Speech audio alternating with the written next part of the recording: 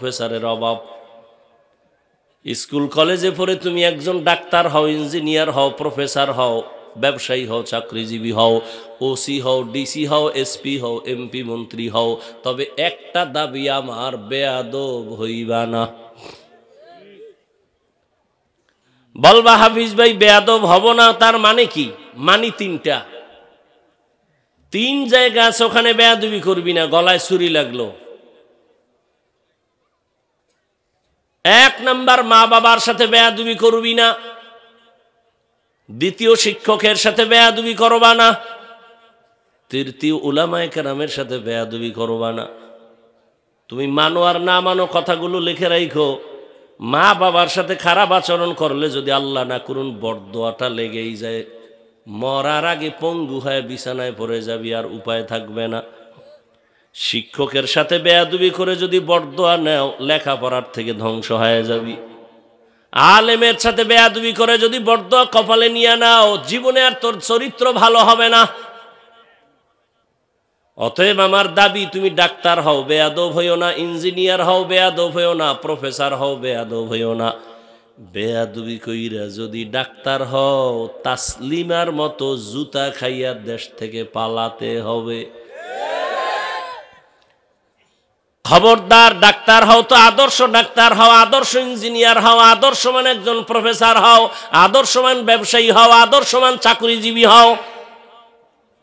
তুমি শুধু মতলবের ডাক্তার কেন, তুমি যদি চরিত্র ঠিক রেখা চলো, গোটা দেশের মানুষ তোমাকে মাথায় নিয়ে সম্মান করবে। যদি চরিত্র ঠিক রেখা চলতে পারো, আল্লাহ পারে নাই সম্মান দিতে? এরকম ডাক্তার নাই নাম করা? কিন্তু চরিত্র ঠিক থাকতে হবে।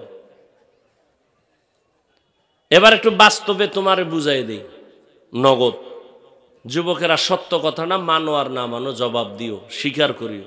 তোমার মতো যুবক জীবনে কোনোদিন মাদ্রাসায় পড়ে নাই, আলিফ বাতাও জানে না, এমন যুবক স্কুলে পড়ে, কলেজে পড়ে, চাকরি করে, ব্যবসা করে, সত্য কথা বলো, ওরা 5 বেলার নামাজি নাই?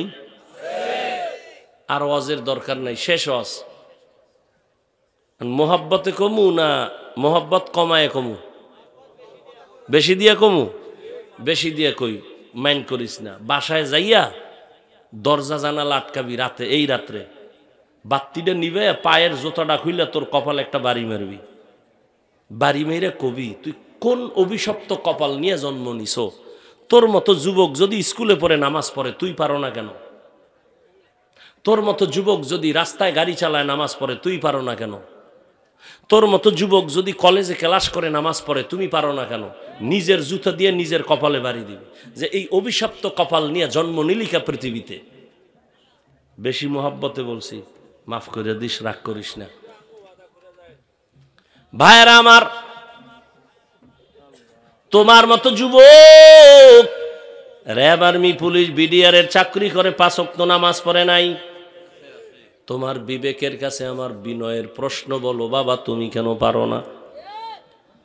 তোমার মতো যুবক দেখো, ডাক্তার, প্রফেসর, ইঞ্জিনিয়ার, 5 বেলার নামাজি, ওসি, ডিসি, এসপি নামাজি, মেম্বার, চেয়ারম্যান নামাজি, দাড়িওয়ালা নাই? তোমার বিবেকের কাছে প্রশ্ন, বলো তুমি কেন পারবা না? আমি হুজুর হইতে কইছি? আমি কওমি মাদ্রাসায় যাইতে কইছি? কোনো দরকার নেই, আমি তো আরো নিষেধ করছি। ওই যে একটু আগে বলছিলাম, মনে আছে, যে আমি বলি, সবাই বলে, কিন্তু আমি যেইভাবে ধাক্কাইয়া বলি এরকম কেউ বলে না। আমারে অনেকে নিষেধও করে, এমন কেন বলেন? আমি তো এইভাবে বলছি যে স্কুল ছাড়বি না, কলেজ ছাড়বি না, ওখানে থাইকা আদর্শ মানুষ হয়ে বের হবি, গোটা দুনিয়াকে আলোকিত করতে হবে। তোমার অন্তর যদি ইসলামী মাইন্ডে চালায়, যদি ডাক্তার হও, ইঞ্জিনিয়ার হও, ডিসি হও, এসপি হও, আমার মতলব থানার ওসি, চাঁদপুরের ডিসি, এসপি যদি 5 বেলার নামাজি হয়, কলেজে ভরিয়াও, এ জমিনে আমগো হুজুরগো এত কষ্ট করা লাগবে না, বয়ান চলবে, কোনো অনুমতিরও প্রয়োজন হবে না। কি অনেকে বলছে আওয়ামী লীগ গেছে, আমরাও গেছি, আমগো ওয়াজ মজ চলবে না। অথচ আওয়ামী লীগের যুগে যেই পরিমাণ আমার ওয়াজ বন্ধ হইছে, ভাষা নাই বলার মতো। একদলকে আমি আওয়ামী লীগের দালাল, আর এই সময় আমার ওয়াজ বন্ধ করে, কিও কয় শিবির করে, ওয়াজ বন্ধ করে দিছে। হাফিজুর রহমান জামাত শিবিরের লোক, তার ওয়াজ করতে দেওয়া যাবে না। কেমন মানকে জিভে আটকায়।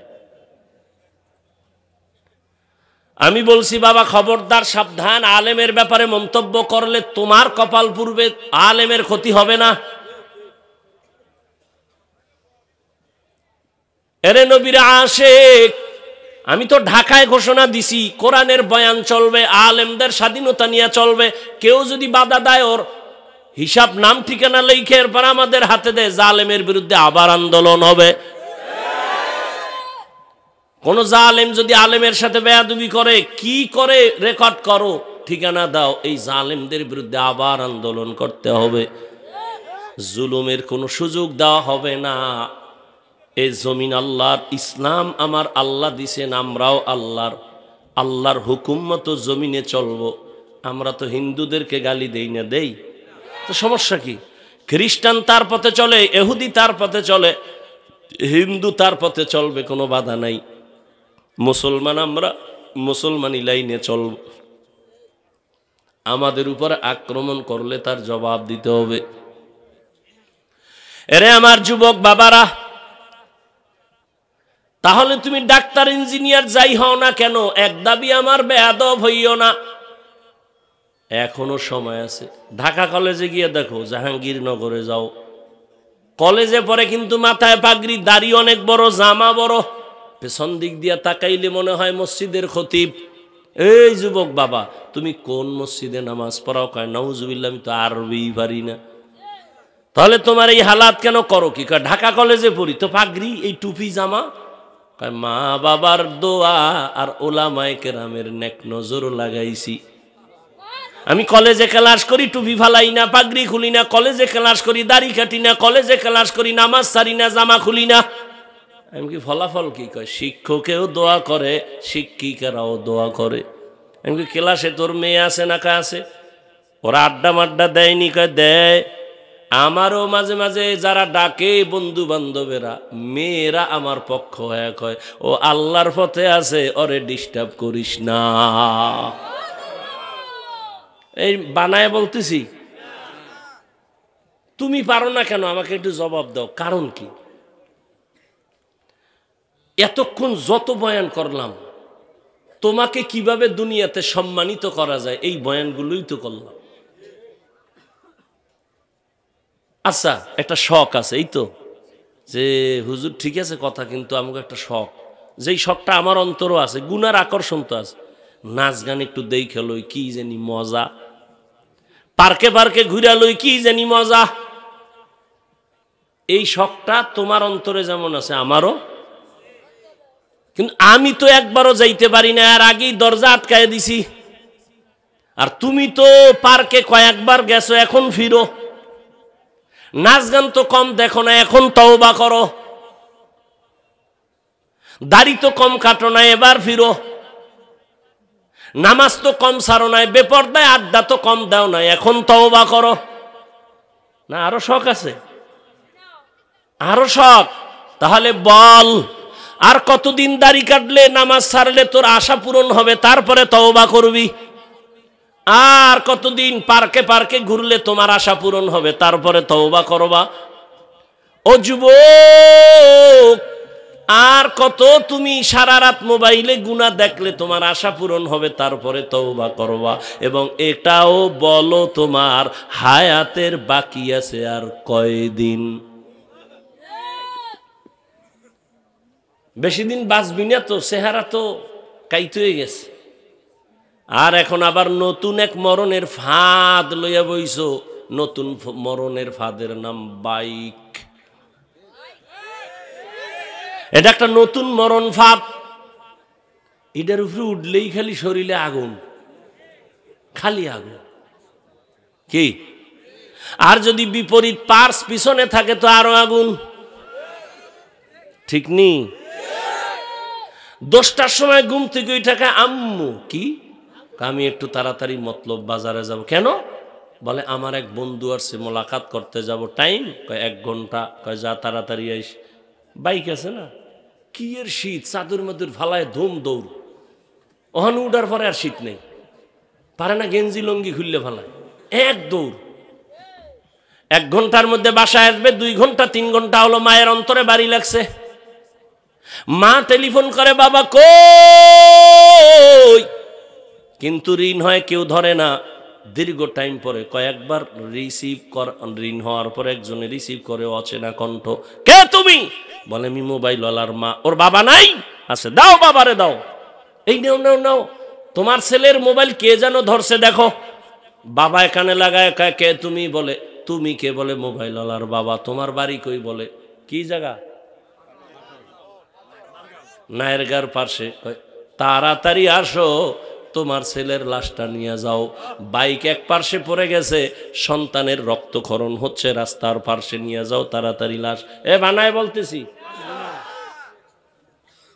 তুই তো বাঁচতে চাও, কিন্তু লগে তো লইয়া গুরু মরণ ফাত।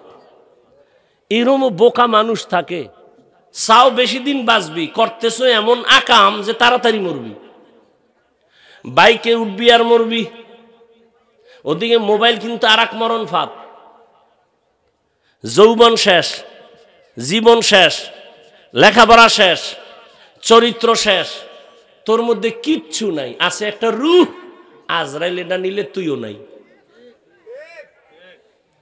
ইহা হাম সব মুসাফির দিল না লাগা, আহলে দিল কি নজর সে রূহ করতা যা, শাহ দৌলত সব ফকির ঘর নেক নেহে, শাহ দৌলত সব ফকির ঘর नेक नेहे जिंदगी में बंदगी तू करना है जिंदगी बे बंदगी शर्मिंदा है जिंदगी बे बंदगी शर्मिंदा है। ও আমার যুবক বাবারা, বৃদ্ধ বাবাজি, ও পর্দার আড়ালের মা বোনেরা, এতক্ষণ আপনাদের সন্তানদের যতটা কথা বুঝাইলাম এগুলো বাস্তবায়ন করতে হলে আপনার দোয়া ছাড়া হবে না। কারণ গাছ ভালো হলে ফল ভালো হবে, আম্মাজানের কারণেই সন্তান দুনিয়াতে ভালো হবে। এই দুনিয়ায় যত সন্তান ভালো হয়েছে মায়ের অবদানের কারণে। এ কারণেই তো মা আপনাদের সম্মান বেশি। আপনারা নবীদের মায়ের মতো দামি, সাহাবাদের মায়ের মতো দামি, হাফেজে কোরআনের মায়ের মতো দামি। আপনারা তো আয়েশা রাদিয়াল্লাহু আনহার মতো নারী, ফাতেমা রাদিয়াল্লাহু আনহার মতো নারী, খাদিজা রাদিয়াল্লাহু আনহার মতো দামি নারী, ইসমাইল নবীর মা হাজেরা আলাইহা সালামের মতো দামি নারী, ঈসা নবীর মা মারিয়াম আলাইহা সালামের মতো দামি নারী। এরে আম্মা জানেরা, আপনার মতো কত মা এই অঞ্চলে এখনো আছে, বেপর্দায় চলে না, নামাজ ছাড়ে না, মোবাইলে সময় নষ্ট করে না, স্বামীর মাল হেফাজত করে, সন্তানগুলো আদর্শওয়ালা বানানোর চেষ্টা করে। এরে আম্মা জান, আপনি কেন পারবেন না? এখন থেকে তৈরি হয়ে যান। আল্লাহ সন্তান দিছেন, আদর্শ সন্তান হিসাবে রেখে যান। ডাক্তার বানায়া যান আদোওয়ালা, কোরআন পড়া মা বাবার জন্য দোয়া করবে, ডাক্তারিও করবে, জীবন ধন্য হয়ে যাবে। এখনো সময় আছে রে আম্মা যান, সন্তানটাকে দ্বীনের পথে আদর্শ একজন সন্তান রেখে যান। ইঞ্জিনিয়ার বানাবেন, আদর্শবান ইঞ্জিনিয়ার বানায় যান। এরে আম্মা জানেরা, আল্লাহ সুযোগ দিছেন, এই সুযোগটা এখনো কাজে লাগান। যারা পারেন নাই তওবা করেন, জীবনে আর বেপরদায় চলবেন না, নামাজ ছাড়বেন না, আর মোবাইলে সময় নষ্ট করবেন না, স্বামীর মালের খেয়ানত করবেন না, সন্তানগুলো আদর্শওয়ালা বানানোর চেষ্টা করবেন। আল্লাহর কাছে তওবা করেন। যুবক বাবাদেরকেও বলবো, এখনো সময় আছে, তওবা করো। মনেরে বুঝাইও রে মন, জীবনে তো কম দাড়ি কাটো নাই, কম নামাজ সারলি না বেপরদায়, কম চলো নাই, জীবনে গুনাহ তো কম করো নাই, এখন থেকে তওবার নিয়ত করো। যতদিন বেঁচে থাকবার নামাজ সারবা না, দাড়ি কাটবা না, বেপরদায় চলবা না, মা বাবারে কষ্ট দিবা না, ওলামায়ে কেরামের দোয়া নিয়া, শিক্ষকের দোয়া নিয়া, নবীর তরিকা মেনে চলবা। তুমি ডাক্তার ইঞ্জিনিয়ার যাই হও না কেন, মা বাবার দোয়া নিয়া চলবা, শিক্ষকের দোয়া নিয়া, ওলামায়ে কেরামের পরামর্শ নিয়া চলবা। তওবা করার মতো যদি অন্তর তৈরি হয়, মুনাফিকি যদি অন্তরে না থাকে, খাঁটি তওবার নিয়ত যাদের আছে, দুটো হাত আমার আল্লাহকে দেখায় দাও। আয় আল্লাহ, হাতগুলো কবুল করে নেন, তওবা কবুল করে নেন।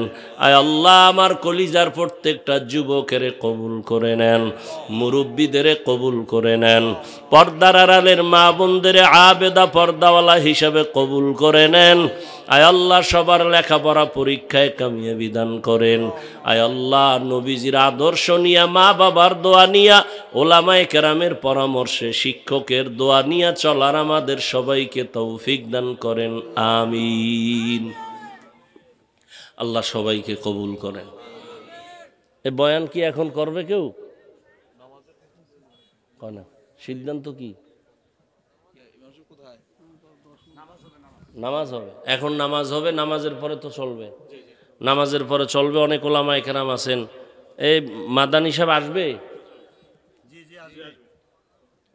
না মানুষের আবার ধোঁকা দিবেন, খবরদার। রফিকুল ইসলাম মাদানী দামাত বারাকাতুহুম সহ মুফতি দিলাওয়ার হোসেন মাইজি সাহেব, ভালো ভালো ওলামায়ে কেরাম আছেন। কুফর কো মিটা কর সদাকত বতায়া, কুফর কো মিটা কর সদাকত বতায়া, লা ইলাহা ইল্লাল্লাহ,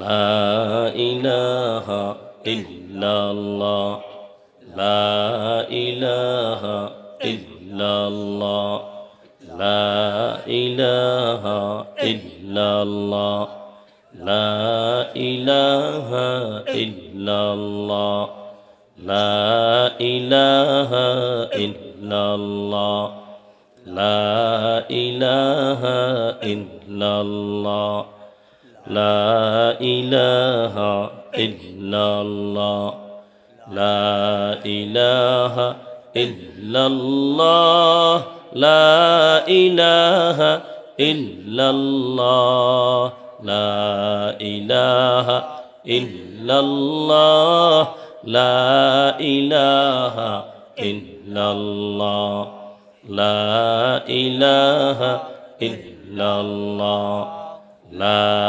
ইলাহা ইল্লাল্লাহ, লা ইলাহা ইল্লাল্লাহ,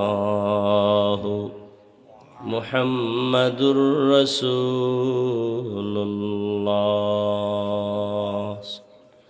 প্রথম যেভাবে ছিল লারা হয়, এটা আগের মতোই দাও, শুরুতে যেরকম ছিল। পাটন যুব সমাজের উদ্যোগে আয়োজিত বার্ষিক তাফসীরুল কোরআন মাহফিল 23 জানুয়ারি 2025। মহতি এ মাহফিলে উপস্থিত মুহতারাম সম্মানিত সভাপতি, প্রধান অতিথি, বিশেষ অতিথিবৃন্দ, হযরত উলামায়ে কেরাম,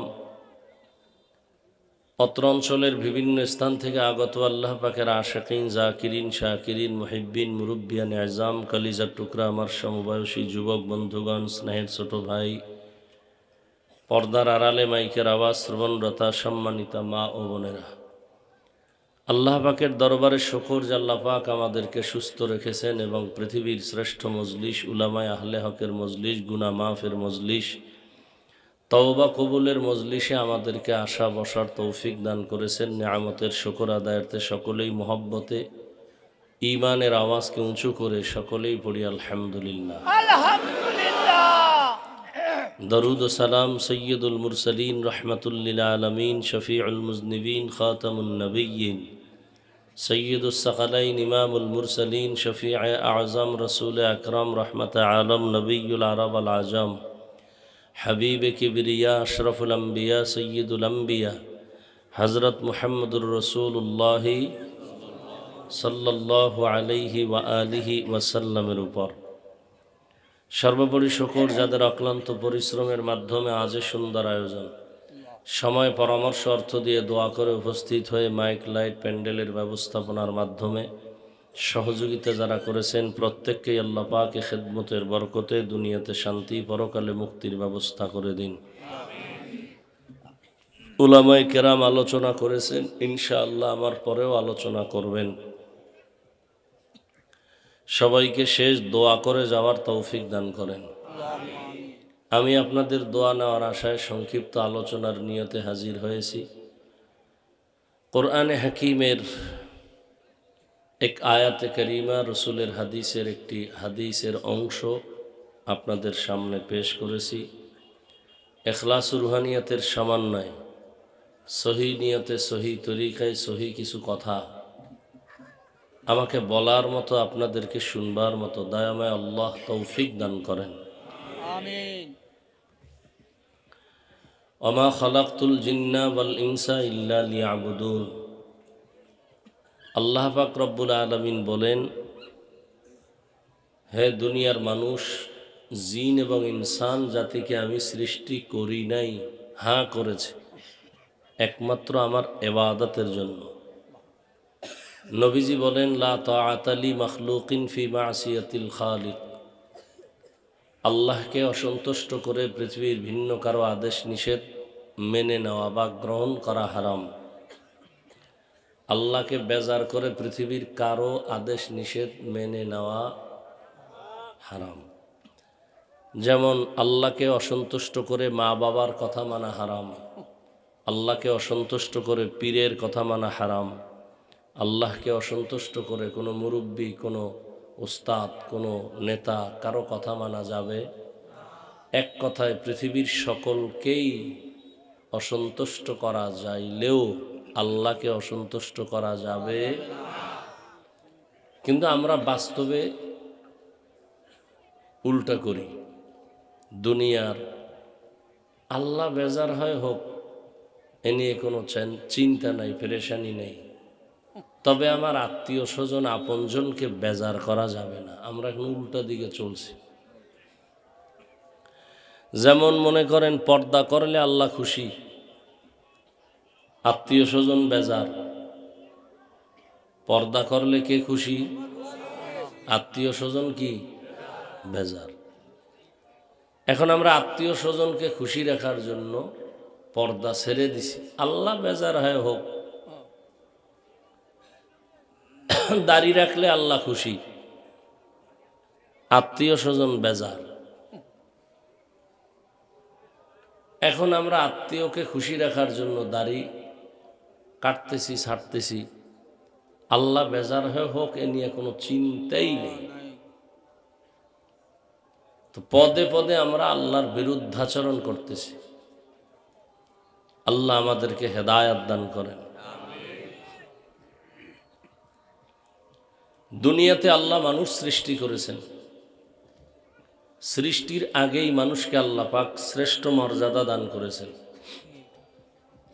সৃষ্টি করে আল্লাহ মানুষকে সৃষ্টির শ্রেষ্ঠ মর্যাদা দেন নাই, সৃষ্টি করার আগেই আল্লাহ মর্যাদা দিয়া এরপরে বানাইছেন। তুমি মোরাও খাইডারে কও, তার নয়েজ আসে কেন?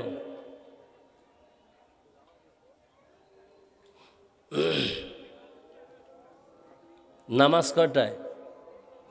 আশেপাশে নামাজ কয়টায়? অক্ত আসে নাকি?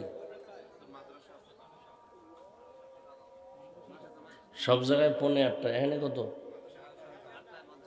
না না, আশেপাশে মসজিদে ওই জামাত শুরু হওয়ার 5 মিনিট আগে বাহিরের মাইক বন্ধ করবা, ঠিক আছে? পরে জামাত শেষ হইলে আবার 5 মিনিট পরে ছাইরে দিও।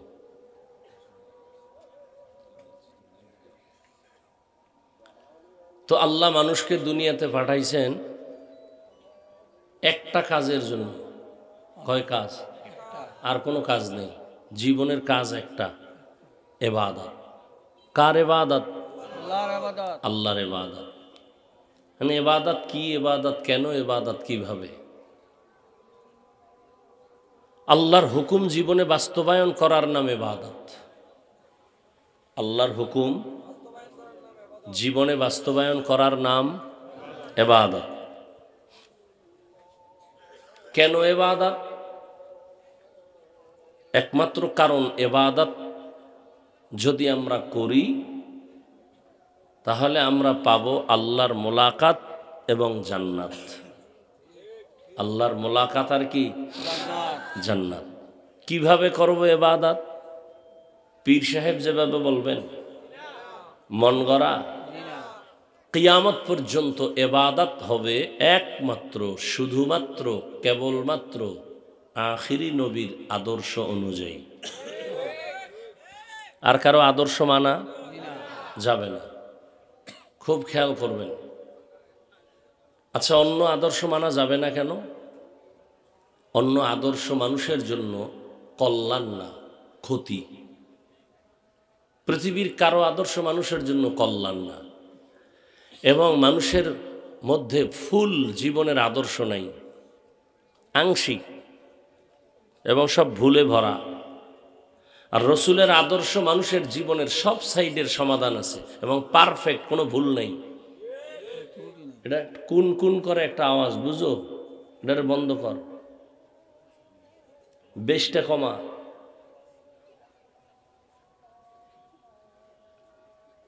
পৃথিবীতে কারো আদর্শ মানুষের কল্যাণে পারফেক্ট না। এজন্য দেখেন না, খালি সংবিধান সংশোধন করো, কি সংবিধান সংশোধন করে, বলে আইন বাদ দাও, ওইটা বাদ দাও, এটা করো, এটা করো। কেন? মানুষের মস্তিষ্ক বিকৃতি করা আদর্শ। আমি এক জায়গায় বললাম, আমি আমার ইমানের কথা বলতেছি, কেউ যদি, এখানেও বলি, কেউ যদি বলতে পারেন যে মদিনার নবীর আদর্শ ছাড়া শেখ মুজিবুর রহমান সাহেবের আদর্শ অনেক ভালো, আমার কথা শেষ করতে দেন, তাহলে আমি মুহাম্মদেরটা বাদ দিয়া আমি শেখ সাহেবেরটা নিব।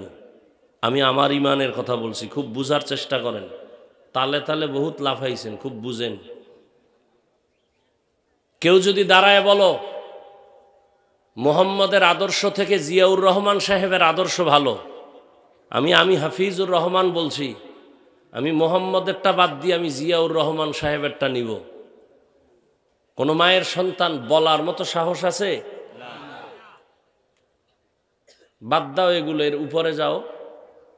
যে গণতন্ত্রের জন্য সব মরলে বলে শহীদ। এ গণতন্ত্র জন্ম দিয়েছে আব্রাহাম লিঙ্কন, কুফুরি মতবাদ। এই আব্রাহাম লিঙ্কনের আদর্শ, মাও সেতুনের আদর্শ, লেনিনের আদর্শ, কালমার্সের আদর্শ পৃথিবীর কোনো মানুষের জন্য সমাজে শান্তি দিতে পারে নাই। কেন? ভালো করে বুঝো, পৃথিবীর সমস্ত মানুষের তৈরি করা আদর্শ নাপাক।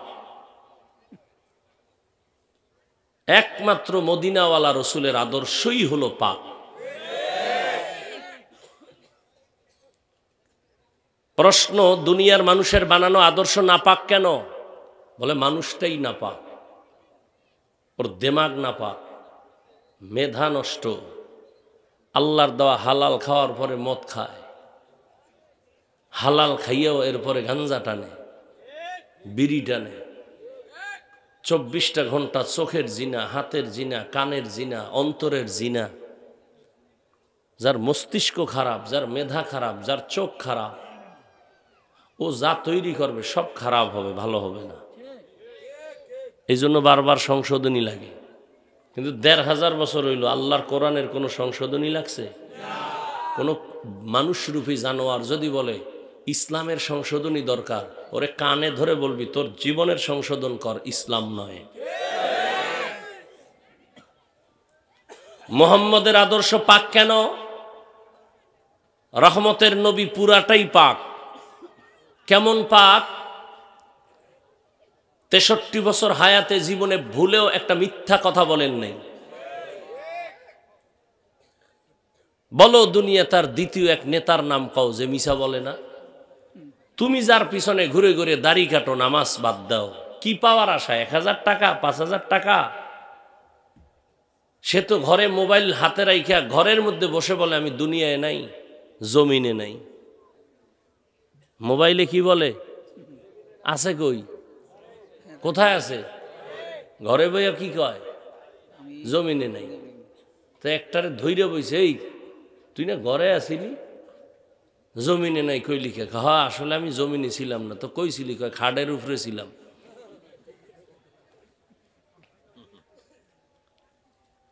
রহমতের নবীর পৃথিবীতে কিয়ামত পর্যন্ত আর এরকম একজন আসবেন না যার 63 বছর হায়াতে কোনো মিথ্যা বলেননি। শুধু কি তাই, যে রহমতের নবী 63 বছর হায়াতে ভুলেও কোনো দিন একটা গালি দেন নাই। তুমি গালি শিখলা কই রে? নবীর দুশ্মন। কেমন রহমতের নবী যার 63 বছর হায়াতে ভুলেও কোনো দিন কাউকে একটা গালি দেন নাই। আরো আশ্চর্য শুনে নেও, নবী শুধু গালি দেননি এতটুকু নয়, নবীর সামনে দাঁড়ায় কত বেঈমান গালি দিছে, নবী জীবনেও একটা গালির জবাবও দেন নাই। গালি দেন নাই, গালির জবাবও। দ্বিতীয় আর একজনের বাইর করো। শুধু কি তাই, আরো আশ্চর্য, এই বুট খাও কেটা মাধ্যম, তুই হেনবি খাবি, আওয়াজ হেনেই বোকা, তো তুই কেমন খাওয়া লইলি? এ গরু ফেল। হায় হায় হায় হায়, ওয়াজ মাহফিল এখন ফ্যাশন হয়ে গেছে সব জায়গায়। যুবকরা রাগ করো না বাবা, আমি বুঝাবার জন্য বলি। আমার তোমার সাথে তো কার দ্বন্দ্ব নাই, ঝগড়া নাই। সব কিছুর মূল টার্গেট মানুষ নি রসুলের আদর্শের দিকে আসে, দিনের পথে আসে। আর কি, তুমি তোমার কবরে তুমি যাইবা, আমার কবরে আমি যাব। যদি আমার একটা কথায় তোমার দিল একটু ঘুরে যায় দিনের দিকে, এটাই আমার সফলতা, আর কিছুই না। কাউকে ছোট করা বড় করা এই টার্গেট আমার না। আর আমি কাউকে বলবো না তুমি হুজুর হও, তসবি হাতে লও, পাগড়ি লও, মাদ্রাসায় যাও, একবারও বলবো না, কোনো টেনশন নেই। বরং আমি যুবক তোমার পক্ষে বয়ান করে যাব, একটু ঠান্ডা মাথায় শুনো। আমার মতো তোমার পক্ষে বলনেওয়ালা দ্বিতীয় বক্তা বাংলাদেশে আমি এখন পর্যন্ত পাইনি। আমি যেইভাবে বলি এই পরিমাণ বলে সবাই, কিন্তু আমার মতো কেউ বলে না। কি বলি শুনতে থাকো। তো রহমতের নবী কোনোদিন গালি দেন নাই, গালির জবাবও। আরো আশ্চর্য কি, নবীজি জিন্দিগিতে কখনো চোখ দুইটা গরম করে কারো দিকে তাকান নাই। কেমন নবী? আম্মা জান আয়েশা রাদিয়াল্লাহু আনহা বলেন, রহমতের নবীর ঘাম আমি বোতলের মধ্যে ভরে রাখতাম, আর ওই রহমতের নবীর ঘাম আমরা বড় বড় অনুষ্ঠানে আতর হিসেবে ব্যবহার করতাম। তোমার ঘাম থেকে ঘেরান আসে, এত মাস্তানি করো কেন? কি আছে তোমার মধ্যে মাস্তানি করার? বলো তো, মানুষের একটা গুণ থাকে, তোর মধ্যে কি আছে যুবক? বেয়াদবি মাপ চাই। খুব ভালোবাসার দৃষ্টিতে বলতেছি, ভালোবাসার গভীরতায় অনেক কিছু বলা যায় না, সেই গভীরতা থেকে বলতেছি। কারণ এই চাঁদপুর মতলবের দিকে আসলে তো মনে হয় এটা আমার এলাকা। ঘুরতে ঘুরতে সিফা সাফা তো বাদ ছিল না এক সময়।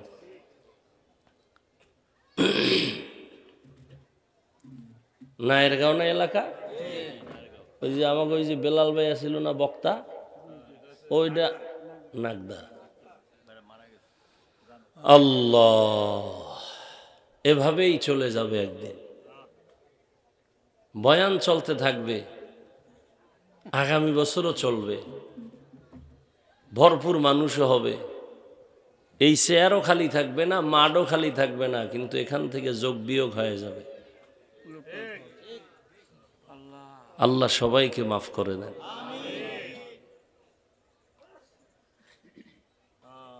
তুমি যে নিজেরে বড় মনে করো, কি গুণ আছে? একটা গুণ তো লাগে।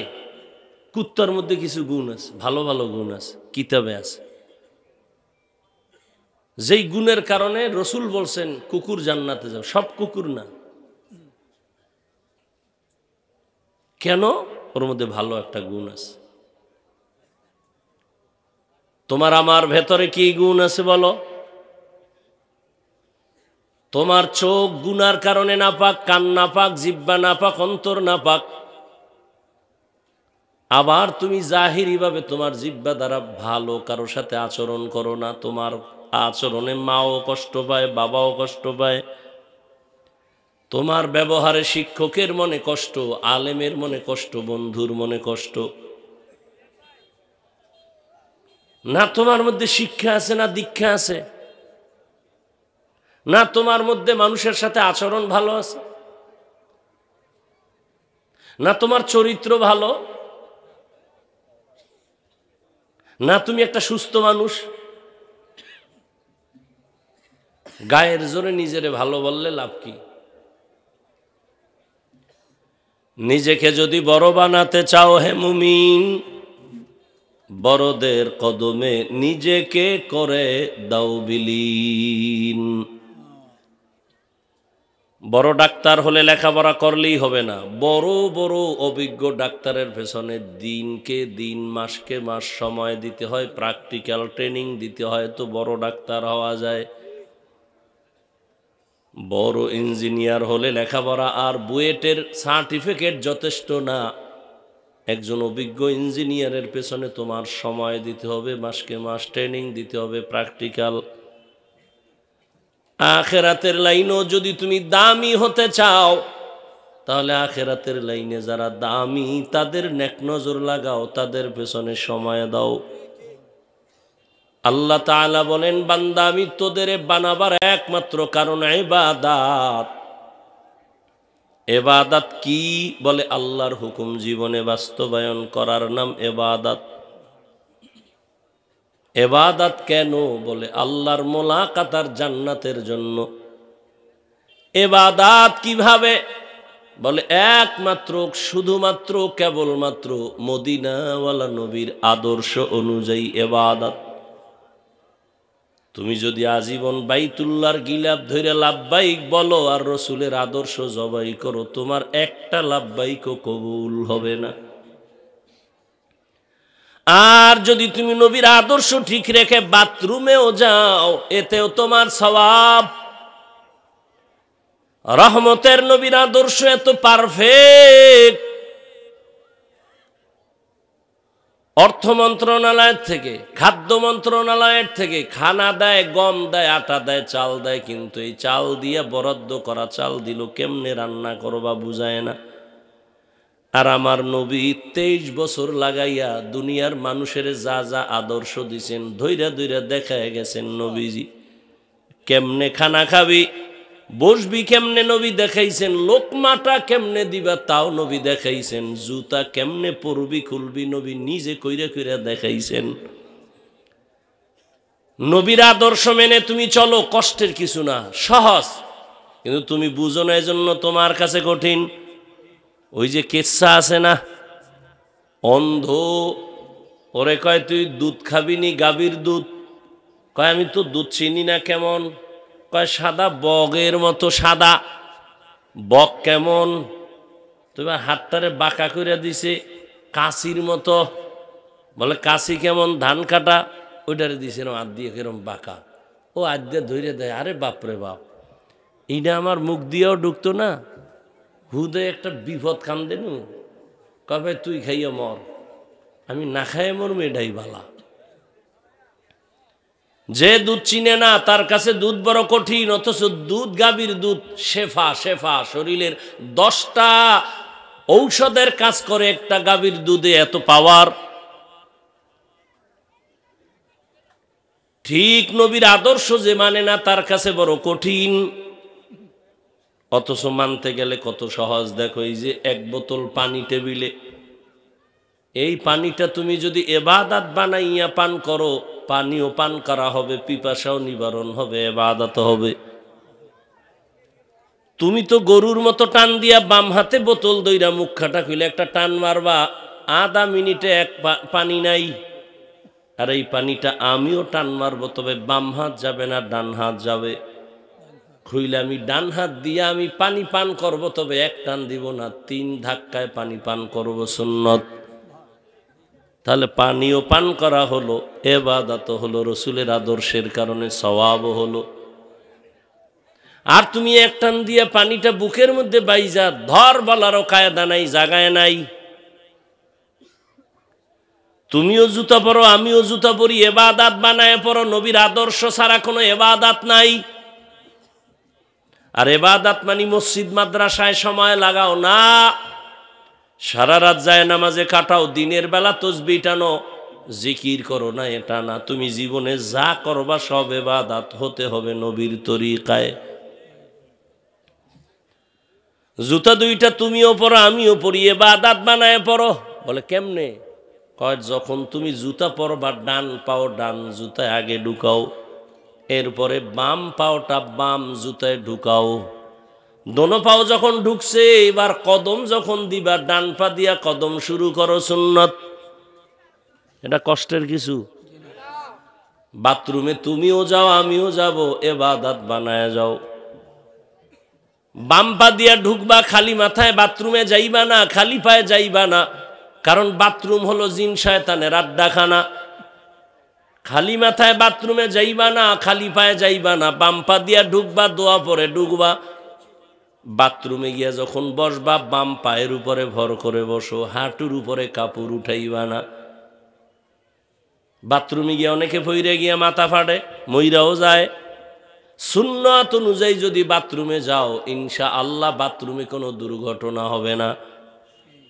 আর সুন্নতের খবর আছে, ও বাম পাও ডান পাওয়ার চিন্তা কখন, নিম্নচাপ শুরু হয়ে গেছে, দৌড় দিয়ে দরজা আগে খুলে রাখ। এটা বাম ডাইনের হুশ আছে। আর জুতা পায়ে দেওয়ার সুযোগ নাই, ধাম করে ভরে চিৎপটাং হয়ে গেছে ভিতরে। সুন্নাত অনুযায়ী বাথরুমে যাবি, কখনো দুর্ঘটনা হবে না ইনশাআল্লাহ। বাথরুম কমপ্লিট করে এবার তুমি ডান পা দিয়া বের হও। বের হয়ে তুমি দোয়া পড়ো, না পারলে এতটুকু বলো আলহামদুলিল্লাহ, ইবাদতের সওয়াব হয়ে গেল। খানা খাইতে বসবা, তুমিও খানা খাও, আমিও খানা খাই, ইবাদত বানায় খাও। বলে ইবাদত কেমনে বানাইবা? নিচে জায়গায় খানা খাই, উঁচু নিচু জায়গা না, সমতল জমিনে খানা খাও, টেবিল চেয়ারে না। দস্তারখান বিছায় খানা খাও, খাওয়ার আগে দোনো হাতের কবজা পর্যন্ত ধুইয়া নাও, সুন্নত। তবে যেই প্লেটে ভাত নিবা, তরকারি নিবা, ওই প্লেটে হাত ধুইও না। বুঝেননি আপনারা? খারাপ লাগতেছে? খানা যখন প্লেটে নিছো, চামিচটা ডান হাত দিয়া ধরবা, বাম হাতে না। বাম হাত দিয়া ধরবা না, ডান হাত দিয়া ধরো। এবার প্লেটের খানার ডান দিক থেকে তুমি খানা শুরু করো, বিসমিল্লাহ বলো, হালকা লবণ নাও, বিসমিল্লাহ বলে খানা শুরু করো। খানা যদি পড়ে যায় উঠাইয়া খাও, ফালাইয়া দিও না। আর খানার মধ্যে যে তোমার একটু ঝুটা হবে, কাটা ঝুটা, এটা পানিতে ফেলবা না, কবিরা গুনাহ। কবিরা গুনাহ কাটা ঝুটা পানিতে ফেলানো, কবিরা গুনাহ, মারাত্মক। শুধু তাই না, যারা কাটা জুটাগুলো, তোমার আল্লাহ কত মর্যাদা দিছে যে তোর খাওয়ার অবশিষ্ট জুটা পা, তোমার মুখের এই জুটাটা খাওয়ার জন্য 3 শ্রেণীর প্রাণী অপেক্ষায় আছে। যদি তুমি পানিতে ফালাও, তুমি জুলুম করলা ওদের উপরে। এজন্য পানিতে ফালবা না, কবিরা গুনাহ। জুটাটা শুকনা পাত্রে ফেলো, এরপরে তুমি বাড়ির পেছনে শুকনা জায়গায় ফেলে দাও। তোমার জুটাটা বিড়ালে খাবে, কুকুরে খাবে, জিনেরা খাবে।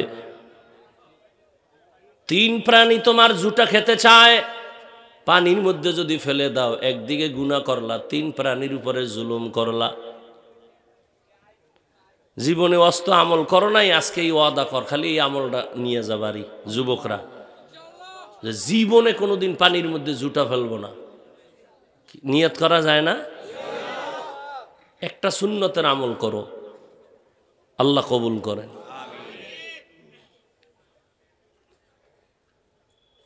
আল্লাহ প্রত্যেকটা কাজ রসুলের আদর্শ নাই এমন কোনো কাজ নেই। সংসার চালাও, পরিবার চালাও, ব্যবসা করো, চাকরি করো, সব রসুলের আদর্শ অনুযায়ী করো। নবী দেখায় যান নাই এমন কোনো কাজ কিয়ামত পর্যন্ত নাই। রাজনীতি করবা, ইবাদত বানায় করো। কি রাজনীতির মধ্যে ইবাদত নাই? নবীর আদর্শ নাই? রহমতের নবী রাষ্ট্র পরিচালনা করছেন, আবু বকর করছেন, ওমর করছেন, আলী করছেন, ওসমান করেছেন না? নাই মিছা কথা। গোটা দুনিয়া করেছেন সুলাইমান নবী। মিশরের অর্থমন্ত্রী ছিলেন ইউসুফ নবী। এগুলো কোরআনে নাই? তাহলে কেন বলো ইসলাম আর কোরআনে রাজনীতি নাই? কত আর ধোকা দিবাই মুসলমানেরে? কেন জানো তুমি বুঝাইতে চাও ধর্ম আর রাজনীতি আলাদা? হ্যাঁ, তোমার ধান্দাবাজি চান্দাবাজি ধর্মের সাথে আলাদা, কিন্তু ইসলাম, রাজনীতি, কোরআন এগুলো আলাদা না। নবী নিজে রাজনীতি করে দেখায় গেছেন কেমনে করবা। ওমরে ফারুক দেখায় গেলেন, আবু বকর দেখায় গেলেন।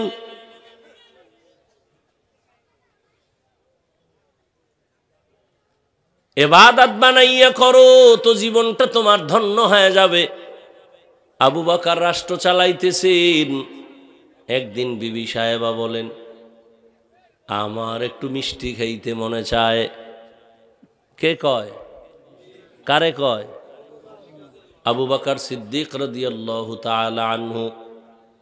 দেখছেন নি, পুরা ক্ষমতা এখন আবু বকরের হাতে, নবী তো নাই। বিবি বলে মিষ্টি খাইতে মনে চায়, আবু বকর কি জবাব দিলেন? ও বিবি, দয়া করে ক্ষমা করো, মিষ্টি খাওয়ানোর টাকা আমার হাতে নাই। এই ধান্দাবাজার সান্দাবাজেরা, রাজনীতি কারে কয় শিখো। আচ্ছা, আমাকে একটা সহজ কথা বলেন,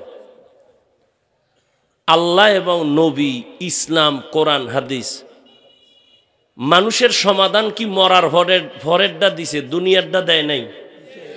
হ্যাঁ, তো কেন আপনারা দুনিয়ারটা এড়ায়া চলেন? কারণ কি? দুনিয়ার সব চান্দাবাজার ধান্দাবাজেরাও জানে ইসলাম শান্তির ঠিকানা, আর কোনো শান্তি নাই, কিন্তু মানে না কেন? বলে মানতে গেল গো চুরি চলবে না, দুর্নীতি চলবে না। ওরাও জানে এটাই সঠিক। ইসলাম যদি চালানো হয়, রাষ্ট্র পরিচালনা করা হয়, আর কোরআনের আইনে যদি চোরের হাতের কবজা কাইটা দেয়, তাহলে জমিনে আর কোনো দিন চুরি চলবে না। আবু বকর বলেন মিষ্টি খাওয়ানোর মতো টাকা নাই। বিবিও কি আর যেই সেই বিবি? দীর্ঘদিন চুপ হয়ে রইলেন। কিছুদিন পরে আবার টাকা নিয়ে বলে, ও স্বামী, খলিফাতুল মুসলিমিন, আপনার টাকা নাই আমি মেনে নিলাম, তবে আমি কিছু টাকা দিলাম, এ দিয়ে মিষ্টি খাওয়ায়া দেন। আসলে মিষ্টি খাইবে কি? পরীক্ষা চলছে আবু বকরের উপরে। খারাপ লাগতেছে আপনাদের? এবার শুনেন আবু বকর কি বলতেছেন। এই তুমি টাকা পাইলে কই? আপনি জিগাইবেন নি বউ টাকা দিলে? আপনি তো চোখ বন্ধ করে কইবেন যে চুরি করে হইলেও দিস, এর মাসে মাঝে মাঝে দিলে আমার ফায়দা হবে। তোর বাপের ডাও আনবি, মায়ের ডাও আনবি, না পারলে চুরি করে আনবি। আবু বকর বলেন, কই পাইছো টাকা বলো বিবি। বিবি সাহেবা বললেন, খলিফাতুল মুসলিমিন, আপনি যে অর্থ মন্ত্রণালয় থেকে বেতন নেন মাসে মাসে, ওই বেতন থেকে আমি অল্প অল্প টাকা জমাইয়া এই টাকা রেডি করেছি। আরো কঠিন জবাব দিলেন আবু বকর, হে বিবি, তাহলে আমি বুঝলাম আমার বেতনের মধ্যে এই টাকাগুলো না হইলেও সংসার চলে, তাহলে আগামী মাস থেকে আমি বেতন থেকে এই টাকাগুলো কমায় নিব। হারকে দারত খৌফে হক দর দিল মদাম জন্নতুল মাওয়া দেহদ ও রামকাম জুজবা হকচি জে মখাজ ইনসোজা ফজলে উ আমস্তে দর জুমলা জাহা। ইবাদত বানায় রাজনীতি করেন, নবী যেভাবে করছেন ওইভাবে মিথ্যা বলা যাবে না, কোনো কারো উপরে জুলুম করা যাবে না। ঘাম ঝরার আগে কর্মচারীর বেতন দিয়ে দিতে হবে।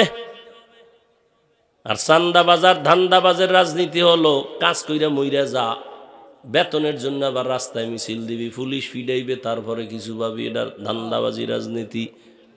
আর ইসলাম কয় খবরদার, ঘাম ঝরার আগে বেতন দিয়া দাও। চান্দাবাজি আর ধান্দাবাজির রাজনীতি কয় মালিক ভিআইপি গাড়িতে চলবে, খানাও ভিআইপি খাবে, আর কর্মচারীরা ফেলে দেওয়াটা খাবে। আর ইসলামের রাজনীতি কয় মালিক যেই প্লেটে খাবে, গোলামও সেই একই প্লেটে খাবে।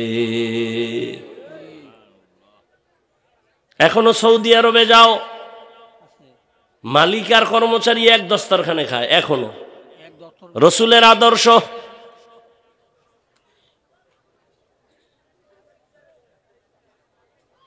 তুমি মানো আর না মানো, কথা এটাই সঠিক, এটাই বাস্তব। মানলে শান্তি, না মানলে অশান্তি। আল্লাহর ভয় অন্তরে জমা করে ইবাদত বানায় চলো, তাহলে দুনিয়ার সব কাজের মধ্যে বরকত হবে এবং সুশৃঙ্খল হবে, শান্তি থাকবে, অশান্তি থাকবে না। নবীর আদর্শ মতো খানা খাও, বরকত হবে। হারাম টাকা ঘরে নিবা না, হারাম মাল ঘরে নিবা না, হারাম খাইয়া স্ত্রীর রক্ত নাপাক করবা না, সন্তানের রক্ত নাপাক করবা না। হারাম খাওয়াইয়া যেই মা বাবা সন্তানের রক্ত নাপাক করবা, লেখা রাখো ওই সন্তান মা বাবার কোনোদিন উপকার করবে না।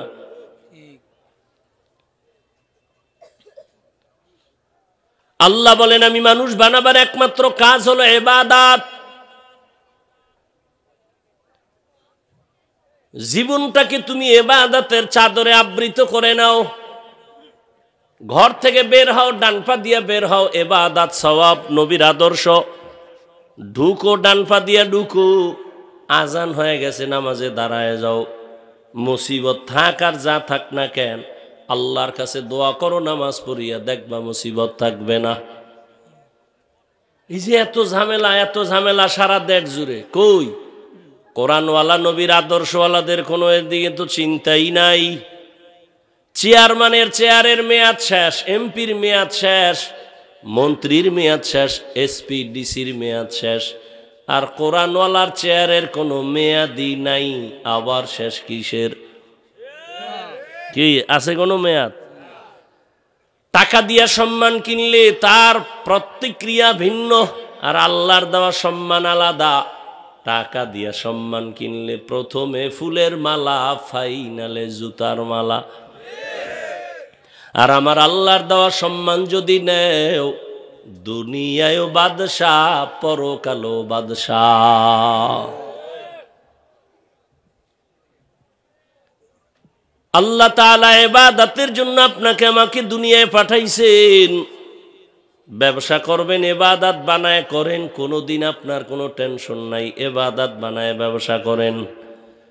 রহমতের নবী বলেন যদি ইবাদত বানায় ব্যবসা করো, আমি মুহাম্মদ ওয়াদা করলাম আমার সাথেই তুমি জান্নাতে থাকবা। ইবাদত বানায় ব্যবসা করবেন কেমনে? দোকানে লিখবেন বিক্রি করা মাল ফেরত নেওয়া হয় না। যারা লেখে তারা সবাই ধোঁকাবাজ। উল্টা লিখে দাও দোকানে বিক্রি করা মাল অবশ্যই ফেরত নেওয়া হয়। আর কেউ যদি ঠেকায় পড়ে তোমার কাছে টাকা ফেরত চায়, মাল দিয়ে তুমি ফিরায় দাও। নবী কয় ওই মালটা দান করার সওয়াব পেয়ে যাইবা। কাস্টমারের কোনোদিন ধোকা দিবা না, মিথ্যা কথা বলবা না। মানুষ মনে করে মিথ্যা কইলে বুঝি কাস্টমার ছুটবে না, বেটা সত্য কথা কইয়া বললেন এই লঙ্গিটা নিবি, ঢাকার থেকে লঙ্গি কিনছি আমি 150, মতলবের বাজারে আসতে আসতে আমার আরো 30 টাকা খরচ, তুমি আমারে 20 টাকা দিয়া নিয়ে যাও। এই কাস্টমার যে একবার তোরে ধরছে মরণ পর্যন্ত আর তোরে ছাড়বে না, তুই 2 টাকা বেশি নিলেও দিবে, কারণ ও জানে তুই মিথ্যা বলো না। ওই কাস্টমার জীবনে 1 টাকা বেশি দিবে অন্য দোকান থেকেও, কেন? বিশ্বাস, ও মিছা কয় না 1, নাম্বার 2 ও জিনিসে ভেজাল দেয় না। আর যারা ভেজাল দেয়, মিছা কথা কয়, হুদা মিছা, এর উপরে আবার কসম আছে না, মিথ্যার উপরে আবার কসম। এরপরে বাসায় গিয়া যখন দেখে ভেজাল, কয় তুই যদি ফিরিও দাও রে বেঈমান, তোর দোকানে আর জীবনে যাবো না, তোর ফিরির গুল্লি মেরি যাবো না তোর দোকানে। দেখেন মানুষ কত বড় খারাপ। আচ্ছা, একটা পেঁয়াজু, একটা সিঙ্গারা, 8 আনা, এরপরে 1 টাকা, এগুলো এতটুকু পর্যন্ত খাইছি মনে আছে। এই সিঙ্গারা যদি এখন কত? 10 টাকা। আচ্ছা, আমি তো মনে করি আরো যদি 2 টাকা বাড়ায় তো বাঙালি খাইব, খাওয়া নফস আছে তো, ও খাইবি, ওই খাওয়ান থেকে আর ফিরেই তারতো না। আরো 2 টাকাও যদি বেশি লাগে এরপরও কি, তো ওই দোকানওয়ালা নিমক হারামকে জিজ্ঞাসা, এই বেঈমান তুই 2 টাকা বাড়ায় নে, তুই ভেজাল তেলে ভাজো কেন? জাতি তো 2 টাকা বেশি দিয়ে নিতে চায়, তো ভেজাল কেন? আমার চরিত্রে ভেজাল। সমস্যা তো এখানে, সমস্যা তো এখানে, চরিত্রে ভেজাল। এই কারণে ওর সব কামেই ভেজাল। চোখে চশমা লাগাইছে, আয়না কালো। এই প্যান্ডেলে ডুইকা বলবে কিয়ামত আইলো না, কি বলে কেন? কয় বাতি কেন কালো? কয় বাতি কালো না, তোর চোখে গজব লাগছে, চিকিৎসা কর। সততার উপরে ব্যবসা করো, দেখবা রাস্তা খুলে যাবে। আবু বকর সিদ্দিক, আরে আবু হানিফার কথা, আবু বকর সিদ্দিক রাদিয়াল্লাহু তাআলা আনহু ব্যবসা করেছেন, আবু হানিফা রাহমাতুল্লাহ আলাইহি ব্যবসা করেছেন। দোকানে একটা কাপড় আনছেন পাইকারি দরে, ওই কাপড়ের মধ্যে ছিদ্র আছে, ওটা আলাদা রাইকা কর্মচারীরে কয় বিক্রি করার সময় বইলে দিবি ছিদ্র আছে, সেরা আছে, টাকা কমায় নাও। বিক্রির পরে ইমামে আজম একদিন আইসা খবর নিলেন, ওই ত্রুটিযুক্ত কাপড় বিক্রি হয়েছে কিনা, বলে হয়ে গেছে। কাস্টমারের বলছিলেনি কাপড়ের ঝামেলা? কয় মনে নাই। আবু হানিফা কয় রাস্তায় এলান লাগাও, মানুষ লাগায় ঘোষণা দাও, অমুক দিন অমুক তারিখ আবু হানিফার দোকান থেকে কে কিনিছো, কাপড়টা তাড়াতাড়ি ফেরত দিয়া যাও, টাকা নাও, না হয় তুমি পাওনা টাকাগুলো নিয়ে যাও। এমনি আবু হানিফা হইছে। এই যুবক বাবারা, কবি নজরুলের গুণগান গাও, তোর মতো সারা রাত মোবাইলে যদি আকাম করতো, জীবনে কোনোদিন কবি নজরুল হতে পারতো না। সারা রাত মোবাইলে দরজা জানালা আটকায়া কবিরা গুনাহ দেখো সারা রাত। চেহারার দিয়ে তাকাইলে কোনো মায়া নাই, চেহারায় কোনো নূর নাই, কোনো আলো নাই।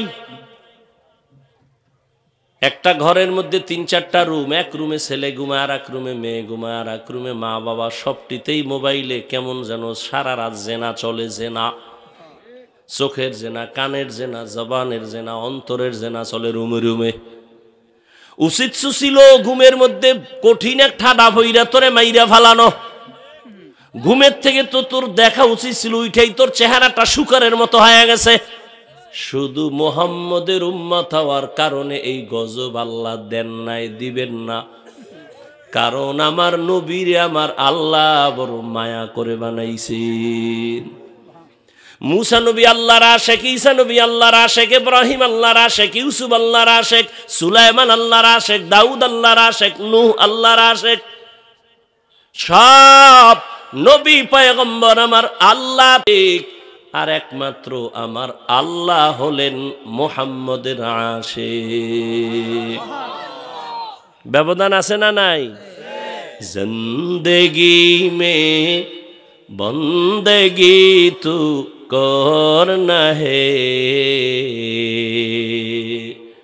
जिंदगी में बंदगी तू करना है, जिंदगी बे बंदगी शर्मिंदा है, जिंदगी बे बंदगी शर्मिंदा है। যুবকরা খারাপ লাগেনি? একতারা হইলে একটু মজা লাগতো না? এখন তো তোমরা গান নিজের আপন বানায় নিছো, সারা রাত কানের মধ্যে গানের তার লাগায় শুয়ে থাকো। বেঈমানেরে বলতে একটু চিন্তা, কিন্তু মুসলমান হিসাবে একটু চিন্তা করে বল, আজরাইল যদি আইসা তোরে দেখে রাতে তোর কানের মধ্যে গানের তার লাগানো, মুসলমান হিসাবে চিন্তা কর আমার আল্লাহর দরবারে কেমনে দাঁড়াবি? সারা রাত গানের তার লাগায় গান শুনতে শুনতে ঘুমাও, তাও কি বাংলা? হিন্দি গান শুনে সব আপডেট হয়ে গেছে না? অর্থ জানে না আর 14 গোষ্ঠী কেউ হের পরও বাজায়, কি ওখানে মজা লাগে। আরে যুবক, আমার কথাটা মাইনা দেখ। মাঝে মাঝে ইউটিউবে ঢুইকা লিখবি কোরআন তেলাওয়াত, দেখবি মক্কা মদিনার ইমাম তেলাওয়াত, ওগুলো সাইরা একটু বালিশের পাশে মোবাইল ডারাইকা শুনতে শুনতে ঘুমা। আমি কসম খায়া বলতে পারি, যদি 1 সপ্তাহ তেলাওয়াত শুনো, তুই নিজে নিজে কানবি আর বলবি জীবনে আর গান শুনবো না। তোর কলবে তো মোহর লাগায় দিছে শয়তান, তোরে ধোকা দিয়া। হাতের মধ্যে একটা ছুরি নিয়ে গলা কাটা, এটা যেমন তোর ক্ষতি, এর থেকে আরো কঠিন ক্ষতি হলো এই মোবাইলের জীবন। আল্লাহ এই মোবাইলের গুনাহ থেকে সবাইকে হেফাজত করেন। ও আমার যুবক বাবারা, বৃদ্ধ বাবাজি, পর্দা নাড়ালের মা বোনেরা, কয়দিন আর দুনিয়ার হায়াত? দেখতে দেখতে দেখতে দেখতে 30 বছর 25 বছর চলে গেল। কয়দিন আর বাঁচবা? ইদানিং কিন্তু বেশি মরে যুবকেরা এবং সুস্থ মানুষেরা, অসুস্থ রোগীরা কম মরে। ডাক্তারকে অসুস্থটারে জনমের মতো খাওয়া দাও, বাঁচবে না, কিন্তু সে অসুস্থ রোগী হাতে লাঠি নিয়ে চলে, সুস্থ রোগী তার সামনে স্ট্রোক করে মারা গেছে। করোনার ভিতরে খবর লা, যুবকের লাশ, যুবকের লাশ। ছাত্র জনতার বৈষম্য বিরোধী আন্দোলনে তাকায় দেখ, যুবক, যুবকের লাশ, গাড়ির নিচে যুবকের লাশ, পানির নিচে যুবকের লাশ, ঘুমের বিছানায় যুবকের লাশ। কয়দিন আর বাঁচবি রে বাবা? এক তো জীবন নষ্ট করার জন্য মোবাইলটা হাতের মধ্যে নিয়ে রাখছো। এই মোবাইলে কিডনি নষ্ট হয়, তোমার দিমাগ নষ্ট, হার্ট দুর্বল, ব্রেন দুর্বল। এই মোবাইলের দিকে তাকায় থাকতে থাকতে চোখের পাওয়ার যাইতেছে, কানের পাওয়ার যাইতেছে। বাসায় গিয়া গুগলে সার্চ দিবি, টাচ মোবাইল দেখলে শরীরের অঙ্গের কি কি ক্ষতি হয়, চিকিৎসা বিজ্ঞানীরা সব ওখানে ডিটেলস লিখে রাখছে। আমি বলতেছি এগুলো মিলাইয়া দেখো। আমি তোমার কল্যাণের জন্য বলি, আমি তোমার দুশ্মন না। এরে আমার যুবক, জীবনটা ধ্বংস করে ফেললি। লেখাপড়া নাই, চরিত্র নাই, মা বাবার সাথে ব্যবহার ভালো নাই, শিক্ষকের সাথে ভালো নাই, আলেমের সাথে ভালো নাই। এই মোবাইলকে কেন্দ্র করে কি পরিমাণ মা বাবার সাথে, মুরব্বীদের সাথে বেয়াদবি করেছো, মা বাবার কি পরিমাণ টাকা চুরি করেছো। এরে আল্লাহর বান্দারা, জীবনে যদি সফল পুরুষ হইতে চাও, সফল, তাহলে 2টা পুঁজি লাগবে, না হয় কসম আল্লাহর জীবনে তোর জীবন সফল হবে না। তুমি যদি ডাক্তার হইয়া সফল হতে চাও, ইঞ্জিনিয়ার হয়ে সফল হতে চাও, 2 পুঁজি লাগবে। যুবক বাবারা, কয় পুঁজি? ভালো করে মনে রাখিও। 1 পুঁজির নাম সুন্দর চরিত্র, 2য় পুঁজি হলো সুস্থতার জীবন, তোমার চরিত্র ভালো কিন্তু তুমি অসুস্থ, দুনিয়াতে কেউ তোমারে আর কাজে নিবে না, সম্মানের চেয়ারে বসাবে না। কিন্তু তুমি সুস্থ, চরিত্র খারাপ, তারপরও তোমারে কেউ নিবে না। অতএব এই দুই পুঁজি লাগবে, সুন্দর চরিত্র আর সুস্থতা। আর এই দোনোটাই নষ্ট করে মোবাইল। মোবাইল দেখতে দেখতে তুমি অসুস্থ আর চরিত্র তো নাই। ওই এরে আল্লাহর বান্দা, আমি কিন্তু এতক্ষণ তোমাদের যা কিছু বললাম একবারও কিন্তু বলি নাই, একটু আগেই কিন্তু ইঙ্গিত দিছিলাম আমি তোমাদেরকে বলবো না হুজুর হও। আমি পাঁচকল্লি পড়েছি, তোমাকে একবারও বলি নাই তুমি পাঁচকল্লি পড়ো, না হয় ধ্বংস হবা। আমি কওমি মাদ্রাসার সন্তান, একবারও বলি নাই তুমি কওমি মাদ্রাসায় না গেলে তোমার কপাল খারাপ হবে। আমি দাওয়াত তাবলীগের লাইনের সন্তান, একবারও বলি নাই তুমি তাবলীগে যদি না যাও জাহান্নামী। আমি পীরের মুরিদ, একবারও বলি নাই যে তুমি পীরের কাছে না গেলে ধ্বংস হয়ে যাবে। বরং আমি কি বলতে চাই শুনে যাও। ও আমার কলিজার যুবক, তুমি স্কুলে পড়ো, কলেজে পড়ো, চাকরি করো, ব্যবসা করো, ওই রাস্তাটা ছাড়িও না। একটা যুবকে স্কুল ছাড়বি না, কলেজ ছাড়বি না, লেখাপড়া কইরা ভালো কিছু হা। আমি মাদ্রাসায় আসার একবারও নিয়ত করবি না, অন্তরে থাকলে এটার তওবা করে ঘুরাই ফেলা। কারণ আমার দেশের মাদ্রাসায় ছাত্রের অভাব নাই, হুজুরের অভাব নাই, মাওলানার অভাব নাই, মুফতির অভাব নাই। আমার দেশে এখন ডাক্তারের অভাব, ইঞ্জিনিয়ারের অভাব,